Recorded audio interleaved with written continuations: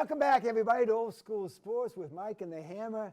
And Hammer, this is football season coming up. I know you're dying to get right to football, but we got to cover those Red Sox. So 60-51 Red Sox. Since June 25th, they've won 28 of 33 games. They also have the 7th best record in baseball. Now, we sat here last week and we were talking about the streak and everything, and I was saying we might have to eat crow, and you said, I'm not eating crow. You still feel that way? I never thought they'd continue it. I thought it was just a flash that, hey, you win 15 in a row, everything goes your way, and these little bloopers were falling in, the other teams, their bloopers were being caught, and everything was going great. But, I'd have to say I am shocked that they're continuing this. I mean, they were 21-4 in July, and so far in August they're 2-0. They were just on the West Coast road trip, which is usually trouble. They took 3 out of 4 in Sacramento, and then they beat the Dodgers 3 straight. Yeah. So they won 6 out of 7 on the road. So it's kind of like, I guess I have to say, like Arthur Fonzarelli used to say on Happy Days, I was wrong. I still look at it on paper and don't know how they're winning, but they're winning. And sometimes you get the I can't even say that word. Camaraderie. That's the word. I always struggle with that one. And things just roll. Sometimes you don't have the best team, but you still win games. And they face adversity, no problem. It's the next man up. It seems like somebody different every game. Yeah. And a lot of times you got to go look to your directory. Who's that guy again? He's on the team? I know. And you're like, who are these guys? The thing is, they're starting to hit timely home runs now. Yeah. We're in the beginning of the season. They couldn't hit the ball at all. Yeah, Abreu is knocking He's the hitting crap out of them. the ball. Yeah, I mean, they're all like playing over their heads right now. But Yeah. here's the thing, though, and not to be negative. Not to be negative. But they caught some teams at the right time. I mean, the A's were missing 6 starters. They were missing, Kurtz and Wilson and Soderstrom and Langoliers and Gallup and Rooker. And the Red Sox beat them 3 out of 4. But you know what? The first game, Red Sox hit a grand slam. They got out in the game, but they won 4-2. The second game, the A's beat them. The third game, it went to extra innings. And the fourth game, the A's were winning there. They have the worst bullpen in baseball against the Red Sox, who have the best bullpen in baseball. And the Red Sox hit 2 home runs in the 8th inning to win 5-4. Then you go to L.A. and you're like, oh my God, the pitching staff the Dodgers have, none of them pitched except for one guy. The first game was an opener, so you had their whole bullpen game and you won that game. The second game was a legit win. You beat Yamamoto, who's like one of the top pitchers in baseball. But then again, the third game, they get a guy named Sheehan, who's 4-8 with a 5.48 ERA on Sunday Night Baseball. Everything's just going their way, But I mean, they're winning the games, and a lot of times things can go your way, and you can still lose. So I've given it up. It's just they're going to win no matter what kind of junk they throw on the field. It looks like. My answer to that: they can only play the schedule in front of them, right? I mean, they could easily have lost these games too. Yeah. But I blame it all. You should blame it all on me, because here's what happened. I was sick of paying this Comcast bill. I call them up, 1-800-COMCAST. I said, give me a new, a program, right? And they were shuffling and say, well, I said, what about Nesson? No, there's no Nesson. And this is right at the end where they were losing. I mean, that was the end of June. Yeah, at the end of June, I would say, yeah, who cares about Nesson? I'm not, they're not doing anything anyway. Yeah. And right after that, bada boom, bada bang, You were a bad luck charm. That's it. So now I got to get it back, because that first game no. Red Sox fans out there, stop bombarding his email. Don't get it back. Don't get it back. I have seen a few games. I saw one on Apple, and I saw one on, channel, whatever it was, NBC or something, on Sunday night. But I've been following them in the paper, and I follow them online and stuff, and they seem to just have somebody new as a hero every night. It's amazing. But it's like when you watch a football game and like you go to leave the room to grab some food in the other room and the Patriots score like a quick touchdown or whatever, or get a turnover. Like, get back in the kitchen. That never happens. You know what I mean? You put it on pause. Yeah. Yeah. I'll give you an example of that. I was over your house in 2000. Was it 2011? Was it the year they won it? Yeah, that was when the Bruins won the Stanley Cup, and you left the room and they. I left the room to go out there to talk to your wife, Di, in the kitchen, and I come back and they lost. It was the first game. Yeah. And you were like, "What'd you leave the room for?" Yeah, it was like nothing in overtime or something. I said I had to go talk to your wife for a while. And you come back and it was like 20 seconds into overtime. Yeah, Vancouver I scored. didn't get back in training time. I thought I had enough time to go there and shoot the breeze. Yeah. I guess you didn't. Blame it on me, but they Blame it still on you. won it that year So- anyway. So. But here's the thing, later rolling, they just did a whole bunch of trades at the deadline. I mean, they did one with the Curtis Mead for Connor Early, and you're like, ooh, you gave up a really young pitcher for this guy, Curtis Mead. And then he gets hurt 3 innings into his Red Sox Second debut. Second at bat. He got hit by a pitch, and he's got like a fractured hand. He's out. You can't blame it on him. I know, but it was like right then I'm like, okay, now it's going to turn. Their luck has run out, but it hasn't. No. But yesterday they went crazy. You like the catcher they got from Baltimore? Not so much. No? No, and here's the reason why. I mean, I broke down what he's done. This guy came into the league, this Rushman. he came into the league, right?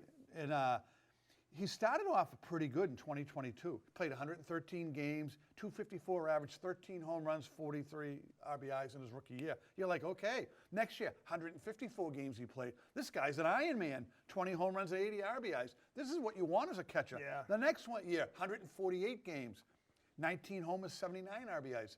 If that's the guy you traded for, I'm all for the trade. But let's look at it now. 2025, 90 games, batted .220, 9 homers, 29 RBIs. Where'd the power go? And then this year actually. He was hurt, Tom. This year he's hurt again. He's on the disabled list right now the injured list. You can't say disabled because it's not politically correct. Yeah, so he's on the injured list now, expected back around August 15th. But this season he's only played 67 games, batting .251s, 8 homers, 47 RBIs. So I don't know. I mean, if you're getting the guy early in his career who looked very good, and they say, oh, he's been a 3-time All-Star. But here's the thing. When your team stinks, you need a representative from a team every year. You know what I'm saying? Right. So you were saying he was a throw-in All-Star because like an injury, now he gets thrown in. But he had the stats. I mean, especially for a catcher. I mean, he's early in his career. Yeah. Well, it's still early in his career if you think about it. I mean, he's still young, right? There's one general manager in baseball said this is the stupidest trade he's seen in 30 years. The Red Sox gave up 5 guys. And they gave up 3 of their top 5 guys in their minor league system.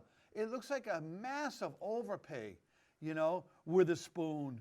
And, he's supposed to be like the next big thing, next big pitcher. They traded their starting catcher, Navarez. He's gone, the Red. Oh, yeah.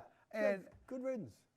I just don't understand it. It just seems like they gave up so much. But on the flip side, I will say that we've always heard about Anthony, Maya, and Campbell, the next 3 big studs. None of them have done a goddamn thing. So if these guys are 3 of your top 5 guys in your minor leagues, maybe your minor league stinks and you're really not giving up as much as you think you are. I was just going to say that. You're forgetting about the big 3 that were going to be, first off was Ted Williams, right? Yeah. At least we got him for now. We thought we had Roman Anthony was the next big thing, and he's got a little owie pinky. He's just started what they call wet swinging down in Florida. He's actually picked a bat up after 3 months of hurting his pinky. Yeah, he was just going like this, Yeah. But the bottom line, Tom, what do we call prospects? Suspects. They're suspects until they're proven different, right? Yeah. So you just made your point when you talked about. I know. I said, you know what? If it was like a player that was like you're not gonna wait 2 weeks to see if he can play. Why do we always get damaged goods? Why? Why can't we just actually spend money on a player that's healthy and putting up big numbers? I guess he's got a minor injury. He'll be back in a week and a half. I know, but then then August 15th. That's like, what's today? The 4th there? Yeah, but the thing is, he has played, 157 games in the last 2 years combined. All right. Where in the beginning of his career, he was playing that per season. So we don't know. I'm just saying he might be one of these guys always hurt. He could be another Cassis. Yeah, but remember him? He used to play first base for the Red Sox until he gets hurt every year. He's got to have the fingernail polish all the time, right? Yeah. And then, as Amy said, he takes yoga. He's very limble. Yeah, he's very limble sitting on the bench. Is it limble or nimble? Limbo doing the nimble. I don't know. But that was one trade. It's like Hulk. Is he still on the team? Is that the pitcher, Hulk or Hulk? Well, he's injured though. See, there's another one. There's another one that's injured. But and then they picked up a lefty from San Francisco. This Eric Miller. He's a left-hander, strikes a lot of guys out. But here's the problem. He walks a crap load of guys too. His whip, which is hits and runs per innings, is close to 1.5.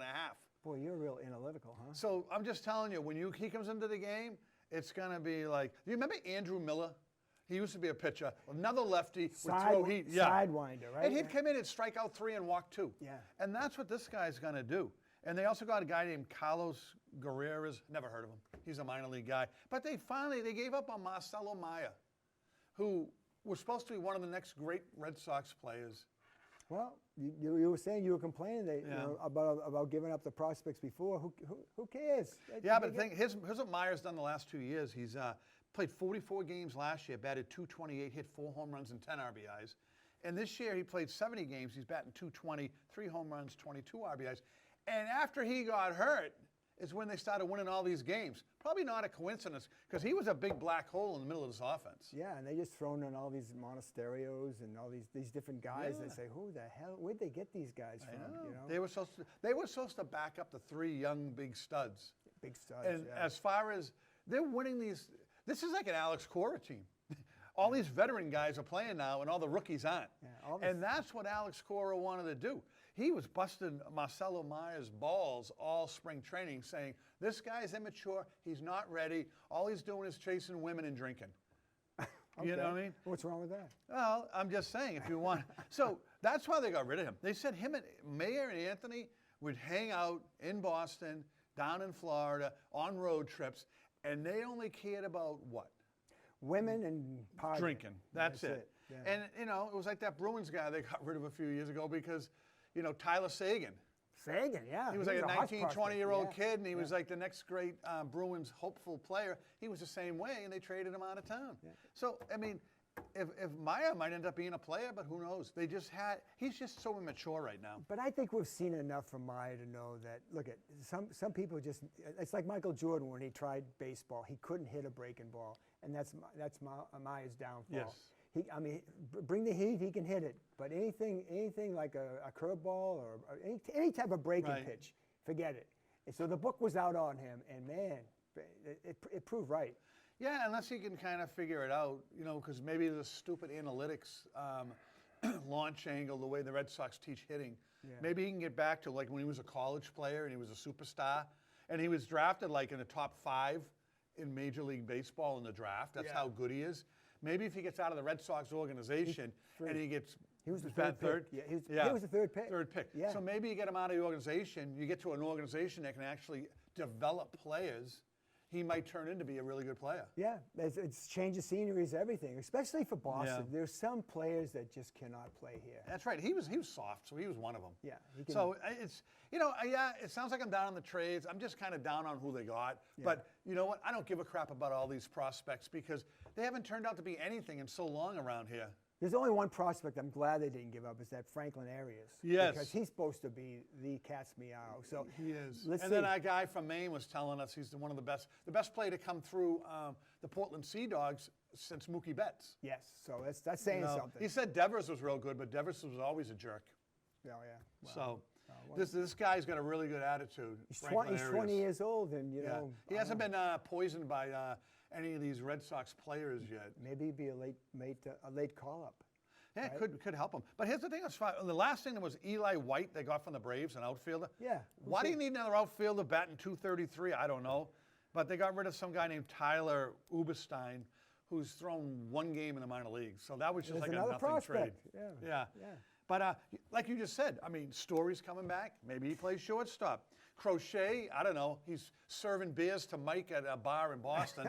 So I'm not sure how his elbow and He's shoulder's taller doing. than Mike. Roman Anthony, we said he started swinging a bat lightly. So you might get some more help as the season goes on. And this Curtis Mead might be back early September. He had 17 home runs as a third baseman, right? Yeah. And So there you go. I mean, I think that the reason I'm eating crow is if they did nothing at the deadline, then I would stay where I was saying, Right. but you picked up some guys that can play. Yep. Yeah. You gave up a ton for them, but who did, cares? But did you? That's You the didn't thing. give anyone up off the Major League roster, and that's the key. Right. You keep that same group together right now that is feeling like they can't lose a game. And you got a couple of players that are proven commodities. I mean, Yeah. maybe they're not the best of the best, but they're really. This guy was an all-star. This catcher. Yeah. And the left-handed pitcher, he's supposed to be pretty good. This guy's a switch hitter. Yeah. He plays really good defense. Yeah. So, yeah, I mean, maybe a change of scenery is what he needed too. Yeah. Maybe he was sick of losing in Baltimore. No, he just had some bad luck there. It's not like his whole career he was injured. It's his last 2 years there, right? True. All right. we'll see. I'll give him the benefit of the doubt. Thank you. Thank you. The kind of gentler Hammah. Yeah. So as I'm talking about I forget the guy, Phillies, they made a big trade too. But Dombrowski, who used to be here, he made a massive Love trade. that guy. Yeah, but I should have wrote down, because I'm not really a Philly fan. Yeah. But by getting one guy, they got to move 4 other guys. You know what I mean? And so sometimes when you make a trade, it's stupid. I mean, they got a talented guy, but you're shaking up your whole damn team. Right. So that's stupid. But what I want to talk about is the Dodgers. Ooh. Talk about ruining baseball. They got. You think they actually they're bad for baseball? Oh, it's terrible. Okay. It's terrible because they ended up getting Detroit, Skubal from Detroit, who's won the last 2 Cy Young Awards for the American League. Right. Best pitcher in the American League. Might be in baseball. Yeah. And the Dodgers traded him for him. Now they have the greatest starting staff in the history of baseball. They have Skubal, and they have Yamamoto and Blake Snell and Tyler Glasgow and Shohei Ohtani. This is insane. That pitching staff makes $193 million a year. Right. 5 guys. Yeah. Those 5 guys make more than half the teams in baseball's payroll. Okay. That's what's wrong with baseball. You're not talking about. Let's talk about the deferred money too. Ohtani, he gets $70 million a year supposedly because it's a 10-year contract for $700 million, but he only takes $2 million a year. He has $680 million deferred. Yep. Tyler Glasgow, 5-year, $136.5 million. $27 million a year. Blake Snell, 5 years, $182 million, $36.4 million a year. But he has $66 million deferred also. Yamamoto, $27.4 million a year. And they just pick up Skubal, who was making $32 million a year, who next year is a free agent that the Dodgers will sign. Yeah. So basically what I'm saying is they're killing the sport because who in the world? Pitching wins. Look at the Red Sox, best bullpen in baseball. Yep. Pretty good starting pitching. They have a bunch of, they just got a new reliever too. Yeah, so they just got a bunch of guys that you're like, how are they winning? The Dodgers have the best starting 5 in baseball, maybe in baseball history. Yep. Who's going to beat this team? They won the last 2 World Series. They've won 3 out of the last 5 years. And that's why baseball will be on strike next year, because nobody can compete with the money they spend. You know what I mean? What are you going to do? I totally disagree. Okay. Okay? The Dodgers, the reason they're so successful, one thing they do that no teams, they don't hoard their prospects. We say prospects are suspects. Yeah. That's the Dodgers. That's the Dodgers credo. That's what they preach, and they focus on winning. And they go for it every year, just like the Yanks used to do, just like the Sox used to do, and the Mets and Chicago. The big market teams. We used to be one of them, right? They had 3 prospects. They gave up 3 prospects for Skubal, right? Yep. The Braves, the Phillies, and the Red Sox all had better prospects than them, but they held on to them. They could have had Skubal. They could pay the money. They have the money, and they could defer the money. They just don't want to spend it. So I'll give you an example why it's good for baseball. The Pittsburgh Pirates, right? This year, like 54 of their home games, they're averaging like 20,000 people as far as the crowd. When the Dodgers came into town, they averaged like 34,000 for the 3 games. The Dodgers are good for baseball. It's just there's a lot of big market teams out there, the Red Sox included, that can do exactly what they're doing. And I'm glad to see that the Red Sox gave up some prospects because they have a history of hanging on to them and not going out and get the big players. Hail to the Dodgers. Good for them. It's just a blueprint of what other teams can do this. There's only a handful of teams that can't. Well, here's the thing. And first of all, the top 3 minor league systems in baseball is Milwaukee, Tampa Bay, and the Dodgers. All 3 teams were in on it. And I agree with most of what you said. But here's the difference. The Dodgers have all this money, right, where if their prospects don't come up and do anything, who cares? Whatever. Right. We'll just buy somebody else. Milwaukee and Tampa Bay, low-budget teams, under $100 million for the whole team's salary. Yeah. If they get rid of their prospects, right, and like for Skubal, who's on a 1-year, $32 million contract, right. So you get rid of 2 of your 3 best prospects, now your minor league system is depleted, and you're probably not going to be able to sign Skubal next year. So now you're screwed because those teams rely on internal players coming up to the major league roster. The Dodgers don't give a crap about that. You mentioned Tampa Bay. Yeah. They're in first place. They're 5 games ahead of the Red Sox, right? Yep. Okay. Yeah. If they traded for Skubal and gave us some prospects, right? He's got $11 million this year, so they take him as a rental. There's $11 million. They could give him $11 million for the rest of the year. Go for it. See, the Dodgers, they think now. Let's do it now. The future is now, right? Remember George Allen for the Washington Redskins? Yes. The future is now. So if the Tampa, hey, give him a couple of prospects, get Skubal and win the damn thing. Well, that's true. They've never won before. Milwaukee's never won either. There's a reason. But here's another thing, too, that a lot of people don't know about the Dodgers. They went bankrupt years ago, and when the new owners came in, the Major League Baseball gave them this sweetheart deal. They get to keep $325 million of their revenue TV package. No other team in the major leagues has a thing like that.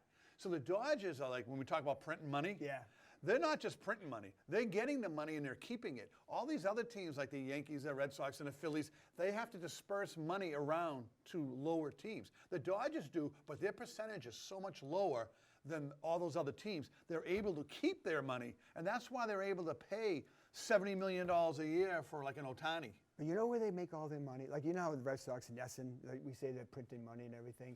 I guess the Dodgers have the best TV network and it pays them the most of any team in baseball. Yeah, and they don't have to disperse a lot of the money out. They get to keep it. So we're saying the same thing. Right. But I just don't know if you knew that they're capped at a certain number, that they're guaranteed, because the team went to bankruptcy and Major League Baseball, to bring new owners in, gave them the sweetest heart of all deal. And then the courts ruled on it too. You can't, how are you going to do? You're going to have to take the Dodgers to court if you want to overturn that. Chances are, Major League Baseball isn't doing that. But see, it's not all about money. Look at the New York Mets. They're like $340 million into the luxury tax this year, and where are they? They're idiots. They're idiots, right? So they know what they're doing. Look at after the 2003 season for the Red Sox. Theo, he went out and got Kurt Schilling, right? He gave him a bunch of money. Then they beat the Yanks in 2004, right? They get Dombrowski, who's my favorite GM, by the way, right? He signed Price. He traded for Kimbrel and Sale, and they won 108 games, and they beat the Dodgers in 5. You got to spend the money. Yes, you can be a Tampa Bay, you can be a Milwaukee, and you can win some games and everything, and you might be an outlier here and there. Kansas City Royals won the World Series back in the 80s or whatever. Well, they won in like 2016 also, which was a fluke. Right, but there was a fluke. But generally, the teams that have the spend the money win and have the best organization, and they go all in, you know. And it happened with the Red Sox, you know, 2004, and you know. Yeah. Well, you're making my point, kind of, why there's going to be a lockout next year. Yeah. Because none of these other teams have a chance. The Dodgers are going to win for the 3rd straight year. And if the Dodgers don't win, it might be well, the Yankees are run by Cashman. He's an idiot. That's why the Yankees never win. But Philly has a shot to win. You know, the Cubs will win here and there. But it's only teams that have money. Every once in a while, you get an outliner like Kansas City in 2016. Right. But they win, and then they couldn't keep any of their players the next year, and then they're back in last place. The Phillies and the Cubs, see, they still got to play the game, and the Dodgers might not win it all. I mean, they have a great chance, but you just named a couple of teams that could take them down. You just don't know, right? Yeah, I mean, last year, they did go to a Game 7. And a great catch got him, you know. And then a dumbass at third base that didn't take a big enough lead was out by a toenail. So there you go. So it's not a guarantee they're going to win. No, it's not, but it's a pretty good guarantee. But if you spend the money and you build your organization right, and you have the mentality that the future is now and go for it, especially all these teams like the Red Sox, the Mets, the Cubs, the Phillies. There's some big markets, and they got a lot of money, just like LA. They could do it. The same thing. It's just disheartening for like a Milwaukee Brewer team, because last year they had the best record in the National League. And then the Dodgers in the playoffs, the Dodgers lose interest during the season. Like this 3-game series against the Red Sox, they could give a crap. Right. You know what I mean? Right. You know, so the Dodgers will just show up in the playoffs. Last year, Milwaukee owned them in the regular season, but they got swept 4 straight in the playoffs. And like this year, they're like, oh, the Dodgers, they were going to be the first team to win 70, and then the Red Sox beat them 3 straight. But the thing is, they'll play Milwaukee again. Milwaukee's stacked. But they're all young guys, and they're going to lose these guys when they come up for contracts. So they have a small window, but there's no way you can compete with the Dodgers, you know? you know the Dodgers average 54,000 people a game? They should. It's like watching like the But Globetrotters play. you can never tell by the Red Sox game they had, and I think it was because it was an afternoon game. Did you see the stands? They were half empty. Yeah. Yeah, because it was a day game for them, and there's a lot to do in Southern California. I Oh, guess. absolutely. Yeah. When you're not putting out fires. But, Yeah. Or heading to the beach. Yeah. Yeah. But anyway. All right, that's it. We're done with Yeah, baseball. baseball. Oh my God, we spent 25 minutes on baseball. Wow. That's never happened. Never. Let's scratch baseball right off the list. Scratch it off the list. Dodgers. Okay, so you want to go to hoop? Oh, I do. Okay, you want to talk about that super team? I do. I want to talk about the Philadelphia 76ers. All and right. when they win the championship this year, they should pat the Celtics on the back.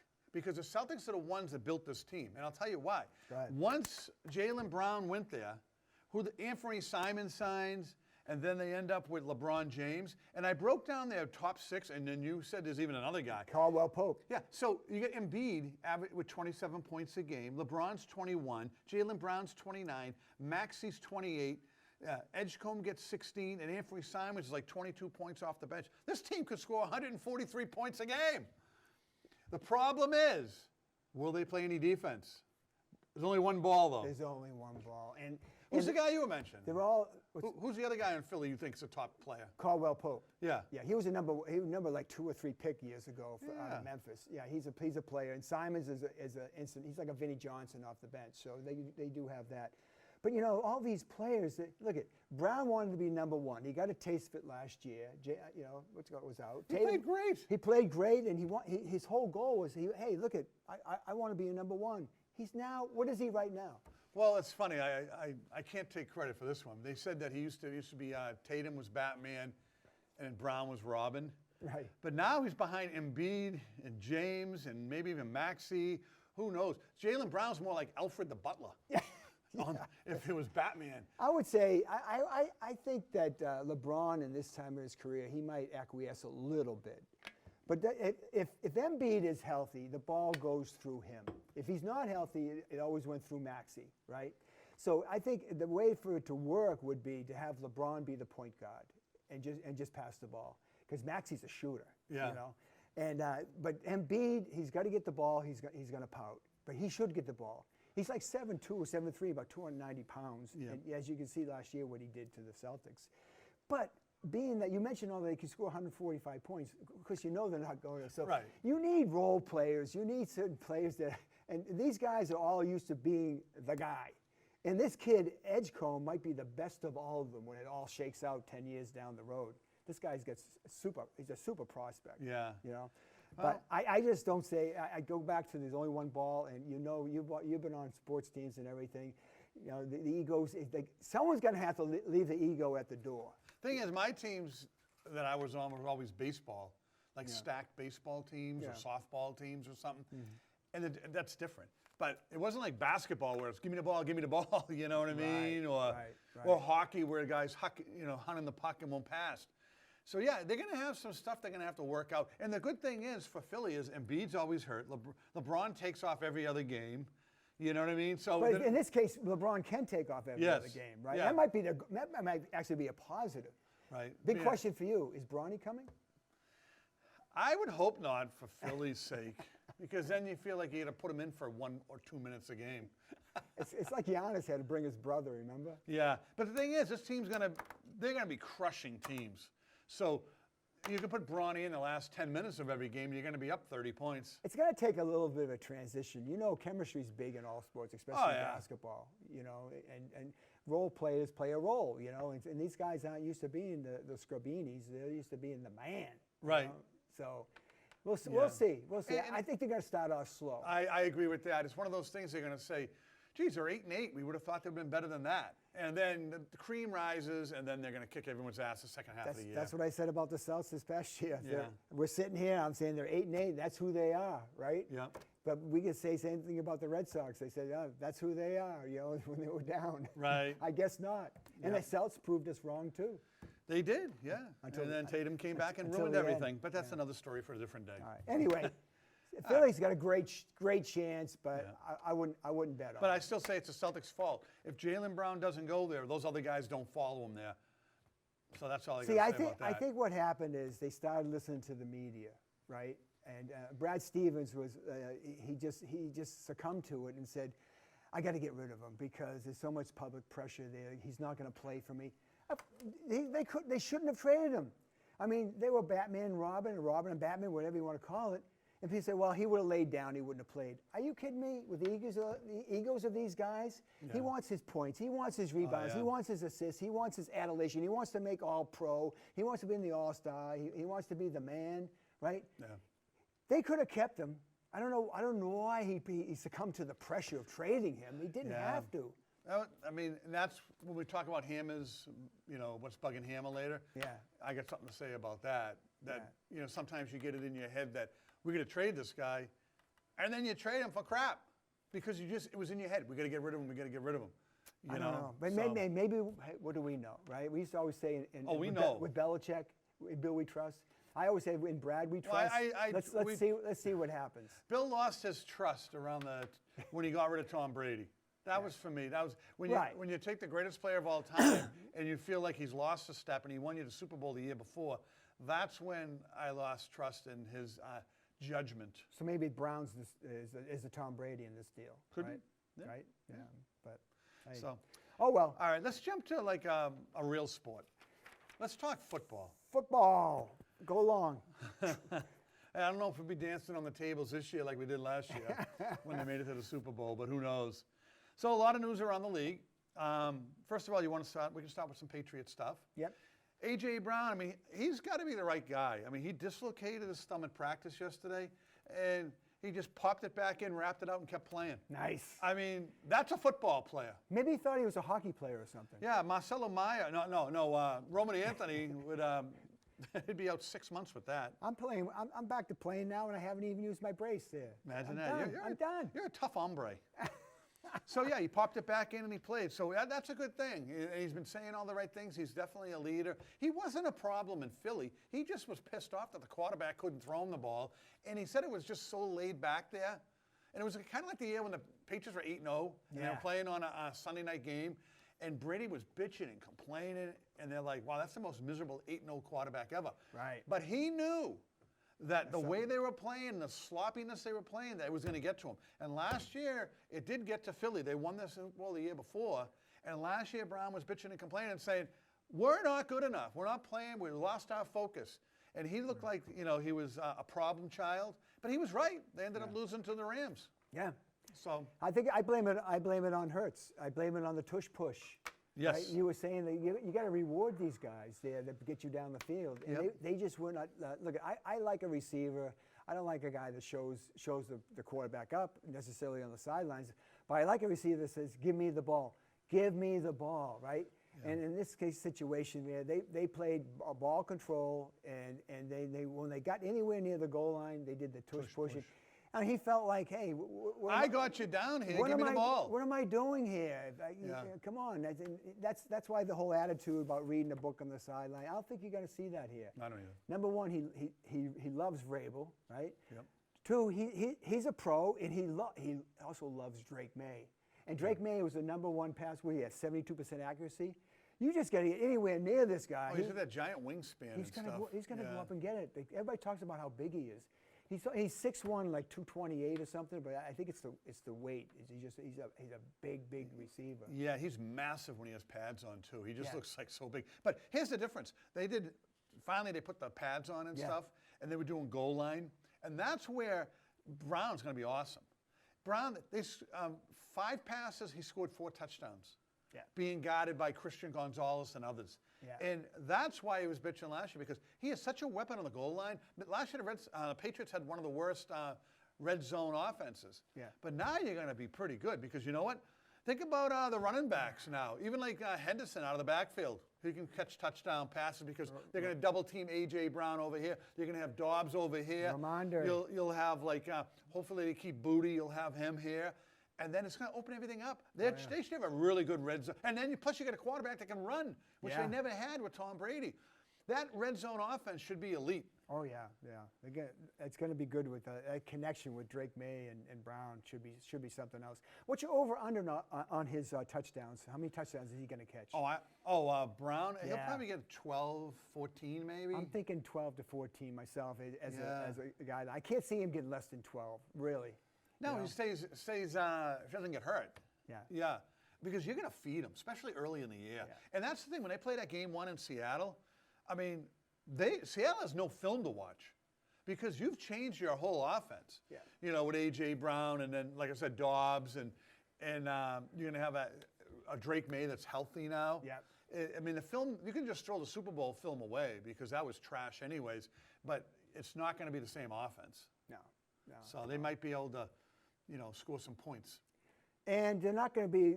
I think they're going to be a better team. I think we can all agree with that, right? They're just not going to have as good a record because it's kind of hard to keep up that standard. 14 wins. 14's tough. Yeah. Yeah. I call them at 11, and I think 11's good enough. Yeah. I mean, if you get 12, you probably win the division. Yeah. Main thing is, because last year, Baltimore, they had the idiot Harbaugh kept screwing up the team there. Yeah. Pittsburgh was an average team. Kansas City lost Mahomes, although they weren't playing that well with him. Right. I mean, you had Cincinnati lost Burrows most of the year. I mean, and then Buffalo didn't have any receivers. So that was the year. And then Denver got their idiot quarterback hurt. Bo Nix got hurt. Yeah. And they said it was on the field, the last play of the game, but I heard it was in the locker room. I heard that idiot did something stupid in the locker room and hurt his shoulder after the game. Really? Yeah, For real? That's what my people are telling me. Yeah, people. Okay, because they were trying to show the play that happened. Yeah, and it looked like nothing. I was saying that myself. I said, it looked like nothing. I still don't see it. Where did it happen? Yeah. So that's the thing, and it was wide open to go to the Super Bowl. Maybe he punched a locker or something. Well, something, or maybe he went to a big offensive lineman and gave him a hip check and blew his shoulder out. Who knows? But it was wide open last year to get the Super Bowl. This year will be a lot more difficult. But I think they're a better team. They're a better team. They just gotta get a pass rusher and they'll be okay. Yeah. What about this new guy there? Our guy finally practiced there. Jackus practiced, and they say he looks good. He was knocking people on their ass. Yeah. And then they say Vrabel's been busting his balls big time. Yeah. That's a good sign. Yeah. So this might be the second round draft pick that they moved up for. He might turn into something after all. They had a lot of problems early on with him. They wouldn't sign him because he had surgery done after they drafted him that they didn't okay. That's crazy. And they didn't show the medical records. It was a lot of stuff going on there, but I guess they've kind of figured it out now. But he did sign a crazy contract, though, where if he ever has a problem with his knee, that he got scoped and cleaned out and stuff like that, they're not responsible to pay his contract. And he signed a waiver for 3 years. That is nuts. Wow. That agent is crazy to do that because any play can blow your knee out, and then they don't have to pay him. Last year we were saying that the pass is going to go as Drake May goes. This year they're going to go as long as Christian Gonzalez goes. Now that's going to be a big bone of contention there if he doesn't sign. And we talk about all the time guaranteed contracts versus non-guarantee, and the NFL stands for not for long. You kind of don't blame the guy. You don't want him. He doesn't want to get hurt. So hopefully they give him his money earlier than late. Well, they're waiting for Witherspoon in Seattle. Because they're by the same agent. I know. Well, here's the thing. Yeah, I know. They say Gonzalez is a little better player, so whatever Witherspoon signs for Gonzalez will get a little more. And I'll give There's him the credit. ego. It's all ego with these guys. Yeah. I'll get, because whatever Gonzalez signs for, the next guy is gonna beat his contract. Right. So if you had to determine the highest paid cornerback in football, you've got to wait until Witherspoon signs. It's like Brown. With the last contract he signed, I'm talking about Brown for the Celtics. He went ahead of Tatum. Now Tatum's going ahead of Brown. It's just the latest guy in is going to have the highest contract. That's the thing. There's no more Tom Brady's where they just said, "Give me $15 million. I want the team around me better." Or Larry Bird. Yeah. Brunson did it for the Knicks. Yeah. He gave a bunch of money out. Yes. Yeah. And those are the guys who want to win. Yeah. Because ultimately, how many steaks can you eat, Mike? Man, you took that. I was just going to say that. You beat me to the punch. You know what I mean? Yeah. Like Ohtani, does he need to make $70 million a year? I think he'd be happy with 50. Yeah. But he needs a little extra paid off that guy there, his interpreter. The interpreter he sent to jail for his gambling. He owes him $3 or $4 million. He does. All right, so let's go around the league real quick. Go ahead. Jahmyr Gibbs, probably the best running back in football. Could be. He's not practicing because he's looking for a contract. Yeah. But Bijan Robinson just signed a couple hours ago for 3 years, $75 million. So to me, that opens up Jahmyr Gibbs' now contract. Now you know kind of what you're looking at. How much is Robinson guaranteed? Did they say? A ton of it. Yeah, that's becoming more and more prevalent now. Yep. You know, that's what they want. You know, Yep. there was some, but that's what scares owners away, though. You know? Guaranteed money. The guaranteed money. Yeah, because this guy can get hurt. Who's the Cleveland quarterback there? He got his whole contract. Deshaun Watson. Deshaun Watson. He gave his whole contract, and the owners, other owners were pissed off. Yeah, well, they were right because it was the dumbest move ever. $230 million or something Yeah, and crazy he's probably thing. played like 15 downs or 15 games, not even for Cleveland. I think he hurt himself getting off the massage table. Oops. Oops, you can't say that. Yeah. Hey, speaking of Baker Mayfield. Baker. He is pissed off in Tampa Bay. He took over for Tom Brady when you thought the team would go into the tank, but they didn't. He's played great for Tampa. They offered him a 2-year contract at short money, and he's like, I'm supposed to be your quarterback that's going to lead you to win games this year. Yeah. So he felt disrespected. I know. Yeah. So you don't want to be pissing off your starting quarterback. And Mayfield's been awesome the last couple of years. Pay the guy, will you? He's a Steve Grogan type. I mean, he gets in the trenches there. He'll take a linebacker head on. This guy's tough. You know? Yep. Now I got some injury updates for you real All right, quick. go ahead. Patrick Mahomes back on the field. Of course he is. Yeah. And he'll be out there the first game of the season. Okay. All right. The Giants, Malik Neighbors, the wide receiver last year, had this gruesome injury. In September, But he's back. He's practicing. Yeah. And then Mike Evans, he went from Tampa to San Francisco. He's hurt as usual. He got a leg injury. Yeah. He's an old man. He's about 32. Yeah, he's still pretty good though. Yeah. But the worst one out of all is safety Kobe Bryant, who just signed a big contract with the Bears. He got carted off with a knee injury yesterday. So that's pretty much he's done. You hate to see that. You hate to see that in training camp and in preseason games. Yeah. No wonder they don't want to play any preseason games, right? Yeah. All these when you see a guy gets carted off the field, oh my God. Oh, it's bad. Hey, did you see what happened to Tony Romo over the? Yes, I did. So yeah. Tony Romo gets pulled over for drunk driving, right? Yeah. And did you see any of the videos on that? Yeah, I saw. I saw the interview. The interview. Hey, yeah. if it's me, what I learned by this, don't ever do one of those drunk driving tests because the instructions were out of control. This woman, police officer, reading page after page. You must walk 20 steps, heel to toe, at the same time doing Mississippis. 1 Mississippi, 2 Mississippi, 3 Mississippi. And then when you turn, you must do a pirouette and not lose balance. And it's just like, then Romo's like, listen, I've had a couple back surgeries. I've had ankle surgeries. I've had concussions. I mean, this is, and then it's like, can you repeat it? No, I told you. Then she repeated it word for word. He's asking questions about, can I do this? Can I do that? Can I stretch? Can I loosen up? Can I call my lawyer? And it's like, no. So that was the funniest thing I was going to say. They showed him stretching on the sideline there, off the curb there. He was stretching and everything before he actually did the thing heel to toe. But some of the stuff, he said, do the alphabet backwards. You can even do that when you're straight. I know. Yeah, and then stand on one foot, you know, and then stand on the other foot. Balance. And she's like timing it and stuff. And you can see her stopwatch.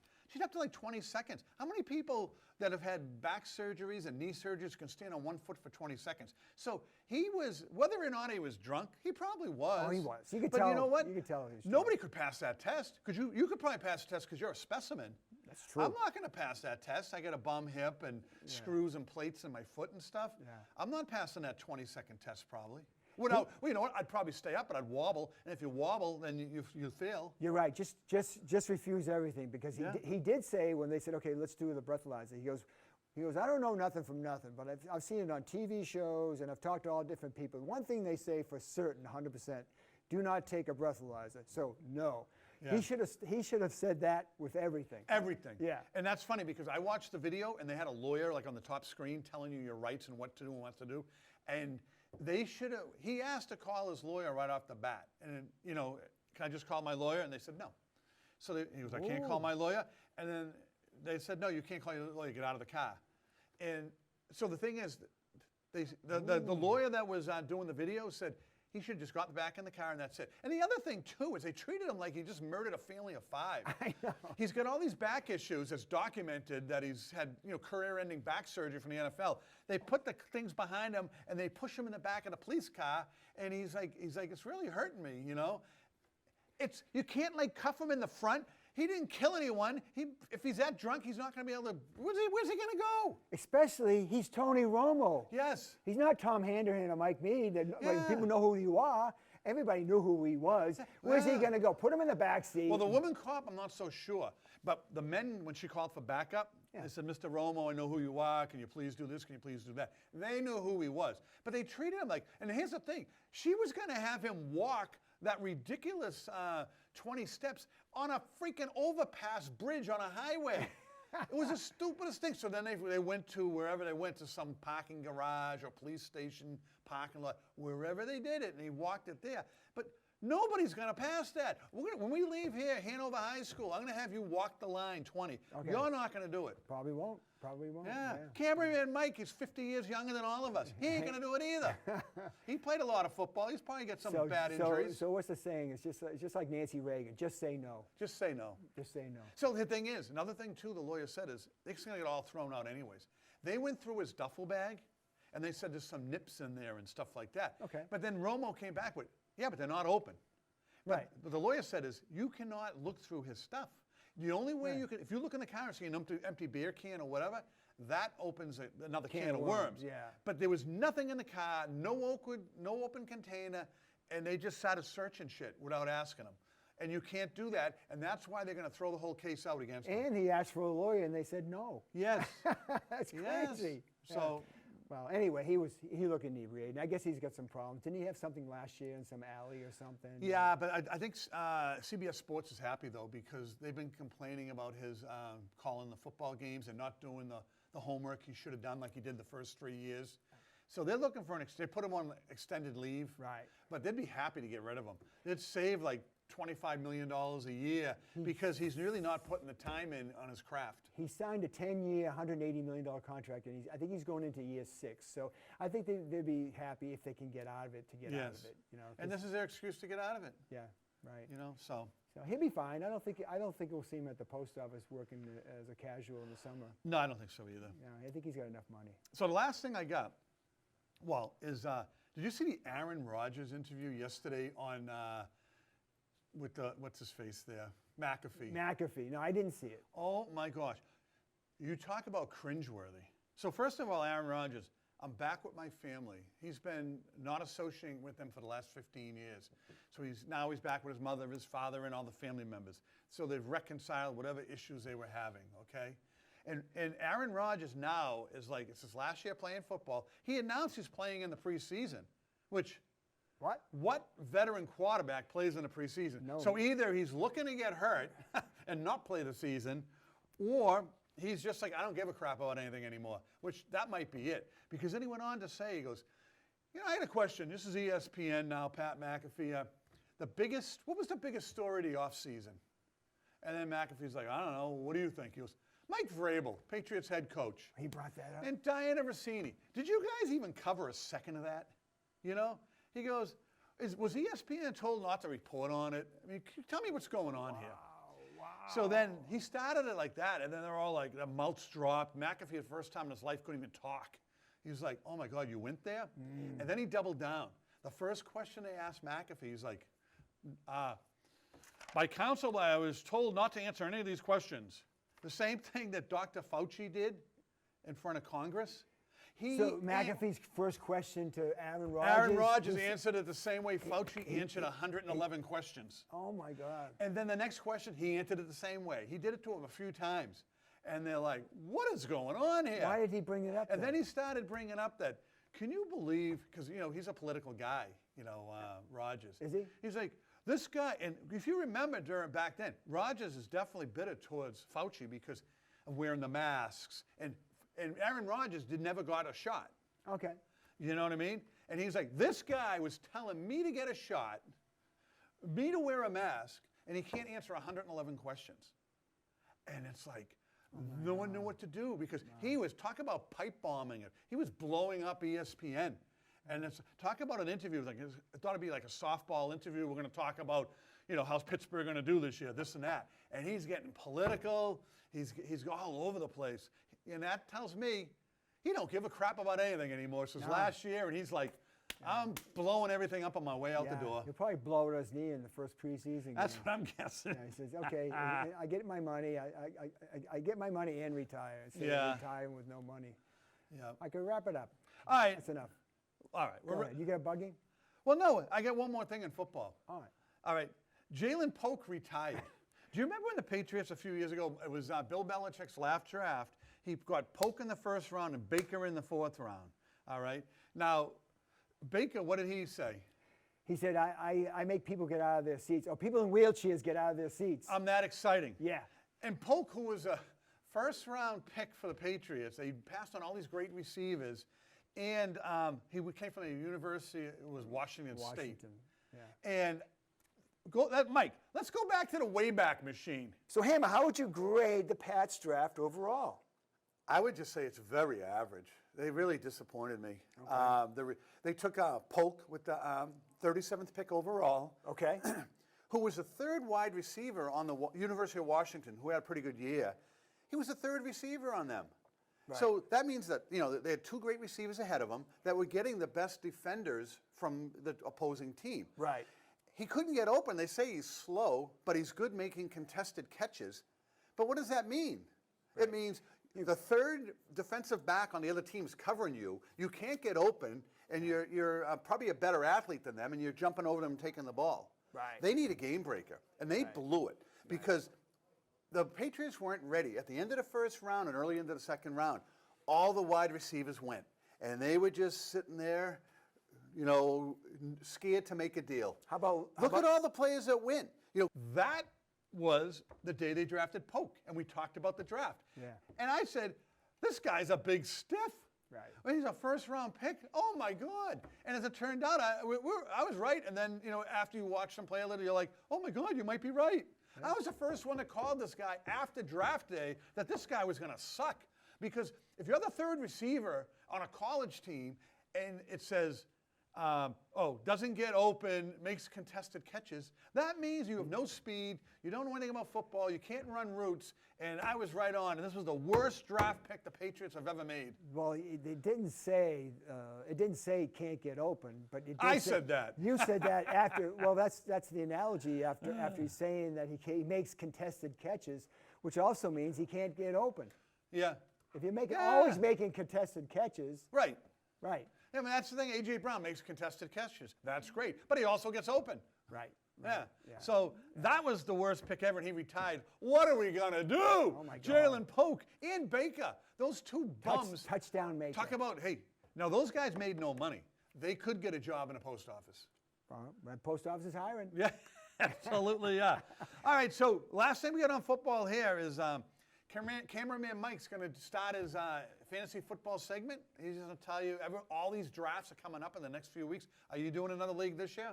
Yeah, I am. Yep. Yeah. Maybe you'll make your picks. Don't do auto draft. Actually make the picks. Maybe I'll make the picks. I'll help you.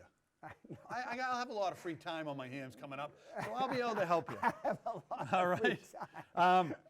So that's all I really got. Oh, and then also last week Mike was away. He was actually umping him for like 6, 7, 8 games at Cooperstown, some big elite tournament. Nice. So maybe he can put a couple pictures of him.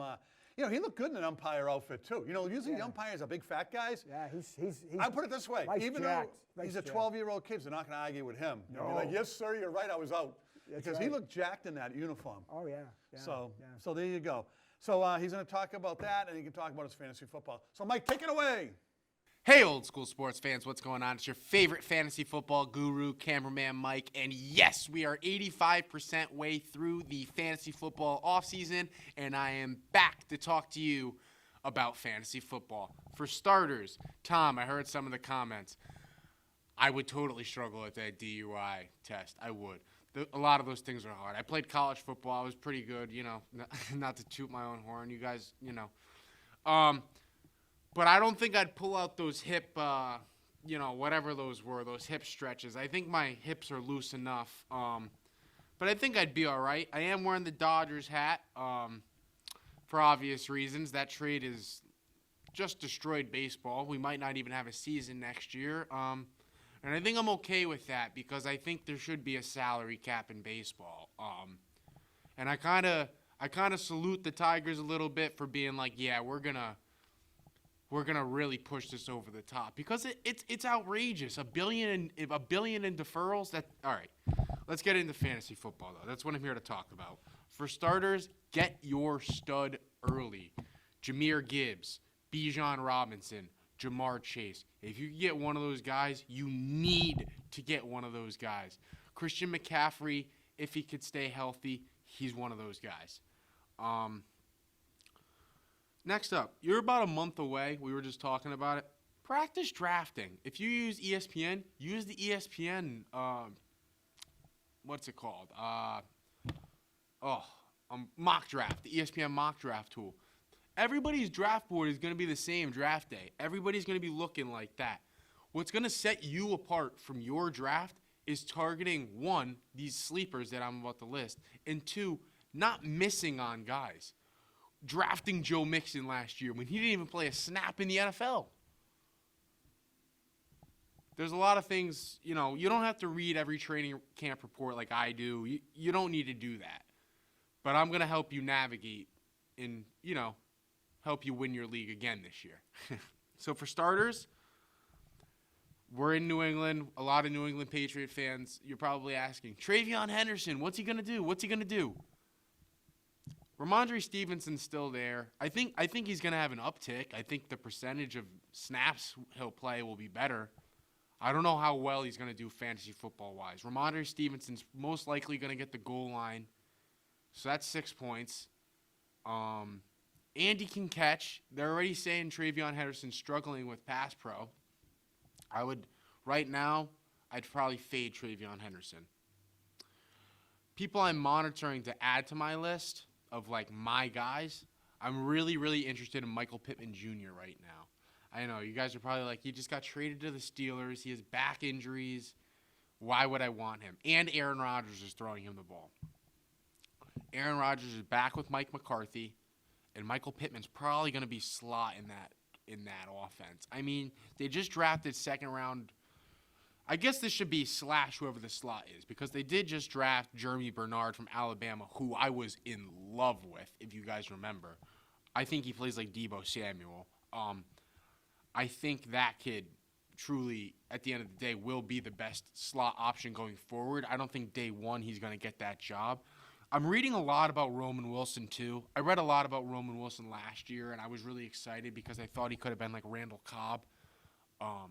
But maybe he could this year. I mean, he's literally going to be in that exact same offense with Mike McCarthy. Mike McCarthy was the offensive coordinator with Aaron Rodgers when he had Randall Cobb in Green Bay.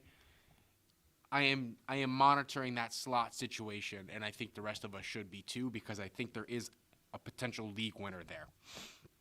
Next up, rookies. Everybody loves to talk about the rookies. Travion Henderson's a perfect example of that. People loved Emeka Egbuka at the beginning of the season last year.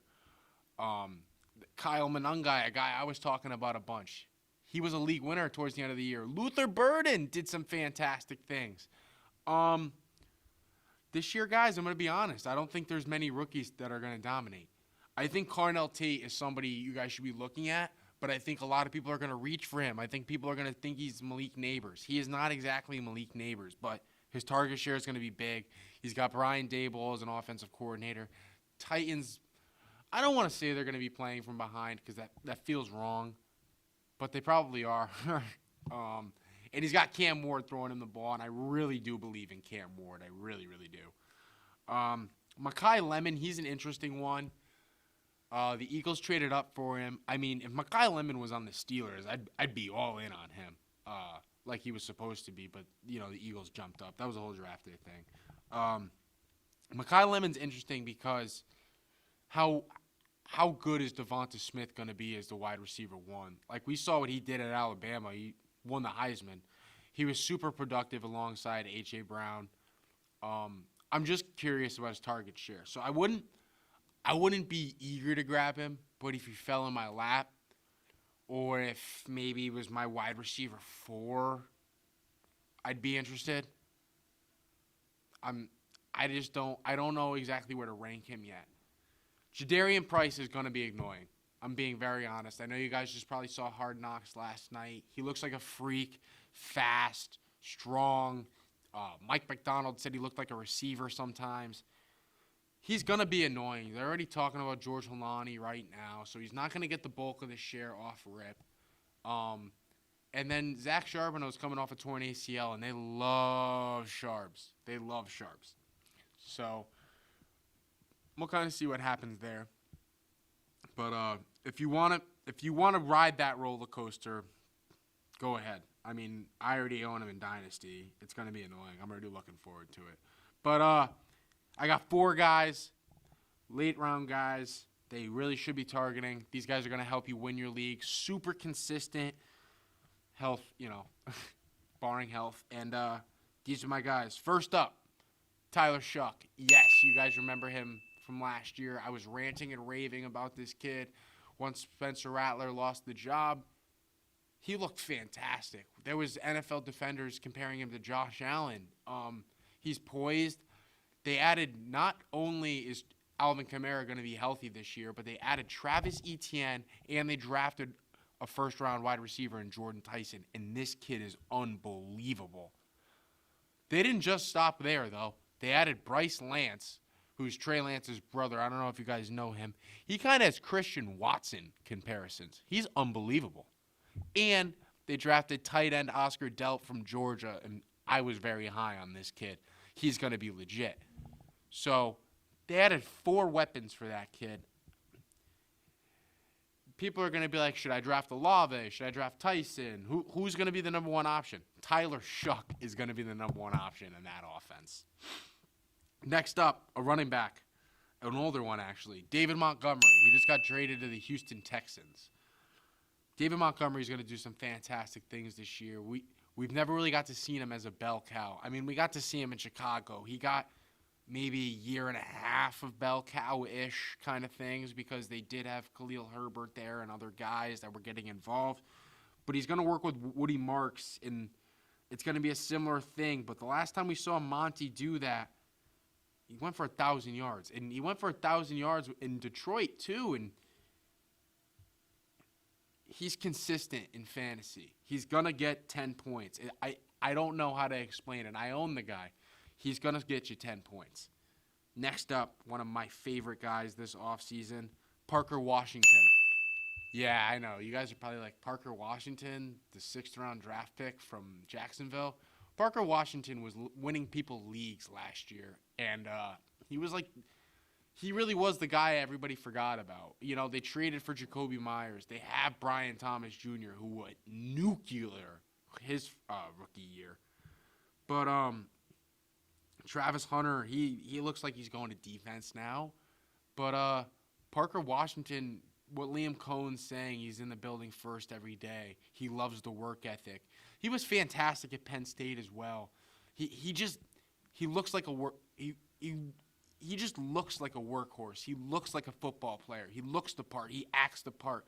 He is in there every single day with Trevor Lawrence getting better, and I think he's got wide receiver 2 potential this year. He could be a top 24 receiver, and you could get him pretty late in the draft, I believe. Next up, this is my absolute favorite fantasy football target in, man, dude, I don't know, probably 2-3 years, to be honest with you. This is my favorite target since Sam Laporta in his rookie year for Detroit. I struggle with his name every time. Chigaron Okonkwo. They call him Chig. Chig Okonkwo is how you say it. I don't know his first name. I struggle with it. Chig Okonkwo for the Washington Commanders is going to be fantastic. Reach for this kid if you have to. If you don't get Brock Bowers, Brock Bowers is going to be like JSN this season. If you could get Brock Bowers, get Brock Bowers. Okay? Draft Brock Bowers and do not look back. Trey McBride, he's going to be all right. I don't know. That could be a one-off. I'm not sure. But if you can draft this kid Chig, get this kid Chig. This kid is going to be electric. He's played in Tennessee. You guys probably know him. He got the ball a little bit. He was always kind of in a tight end by committee. Played with Jonnu Smith. Then he played with Gunnar Helm a little bit last year. But no. He is pretty much, the report said yesterday, he is the de facto wide receiver 2 for the Washington Commanders. Every single person in the front office, every single person that matters, every single person that plays is ranting and raving about this kid. When he first signed there, he was on a podcast. I don't recall what it was, but he was like joking. He was like he met with the offensive coordinator, Sam Blow, who he used to work with Ben Johnson. So that's the Ben Johnson coaching tree now. That's what it's being referred to as. But he met with him, and he said, I get to run all these routes? And he was like, shocked. And David said, yeah, you do get to run all these routes. And he was like, this is going to be crazy. This is going to be a lot of fun. David Blow knows what he has. They're trying to be quiet about it, but they are not being quiet about it. I mean, the general manager was just raving about how great of a person he is. Jaden Daniels loves him. He said he runs routes like a receiver. This kid is a receiving tight end. The Commanders don't have any receivers. They have Terry McLaurin. That's it. That's the harsh reality. They drafted Antonio Williams from Clemson. He's going to take a little bit. But Chig, he's going to be involved, man. He's going to get the freaking ball a lot. I can't wait. It's going to be like rookie season Laporta, but a much, much, much more athletic, after the catch, electric. He's going to be a beast. This kid's probably mocked to go in like round 8. I'd get him in round. I would draft him as a starter. I would draft him as my starting tight end. I'd draft him over my wide receiver 2. I'd draft him over some RB2s. This kid's going to be a stud. That's all I got for you guys. I hope your mock drafts go well. I hope your real draft goes really well. I'm sure I'll be back soon to really finalize my guys. But thanks for watching. Back to you, Tom. All right. Boy, we've talked forever today, but it's our last show for a while, so what the hell? A few weeks off here. Yeah, so we're going to talk now about what's bugging Hammah. Okay. I'm talking about teams that are determined to trade players, Boston sports teams, and they get crap in return just because they determined, I want to get rid of you. So back in my youth, I was the biggest Bill Lee fan. As a lefty pitcher for the Red Sox. I loved him, Spaceman or whatever. Yeah. He was nuts. He'd put pot on his pancakes and stuff like that. He was just out of his mind. But he was a damn good pitcher. He was. And so what happened with him? They traded him for Stan Pappy, some crap old infielder that couldn't play. So that was a terrible But I think deal. the reason he got traded because he was, as we know, very outspoken, and he had to go. Well, speaking of that, Jaylen Brown, he's outspoken, right? Yeah. He got traded for Paul George. That's another disastrous trade. Celtics were determined to get rid of Jaylen Brown. They traded him for crap. And then now that we have a problem right now with Booty from the Patriots. Yeah. Now that they've signed A.J. Brown and they signed the guy from Dobbs. Where's Booty going to play? My thing is, I hope they keep him. he's freaking was their best receiver last year. One of the top 2 receivers. They'll keep him. But right now he's being shopped for like a 5th and a 6th round draft pick, which is insane. So if they trade him for that crap, that's another one where it's like he's worth a lot more than that. I don't believe it. Sparky Lyle, Sparky, yeah. another Red Sox guy traded for Danny Cater, who sucked. Cater, yeah. Mookie Betts was traded because the Red Sox didn't want to pay him the money. They traded him to the Dodgers for 3 stiffs. See, the Dodgers. Yep. Logan Mankins, who had a big fight with Bill Belichick over a contract, he traded him to Tampa Bay because Tampa Bay was the worst team in football, just to bust his stones. Yeah. And they got crap in return. So I'm just saying, when you have a vendetta against someone or you're bitter, make a good deal or just hold on to the guy. You don't have to trade these guys because you're paying them. And if they don't want to show up, screw it. And if they show up and they're a pain in the ass, you fine them, you suspend them, then you don't pay them. I think you got to blame social media, print media, all sorts of media about this Brown deal. I'll go over it again. Basically, they didn't have to trade Brown. They didn't. They could have. They've been together for 9 years, right? Who says they couldn't coexist? They have. They won a championship. You know, well, he would have laid down. He wouldn't have laid down. He wouldn't have laid down. He would have played. No. And just don't give him the extension. That was what it's all about. They didn't want to give him the extension, but they had him signed for 3 more years.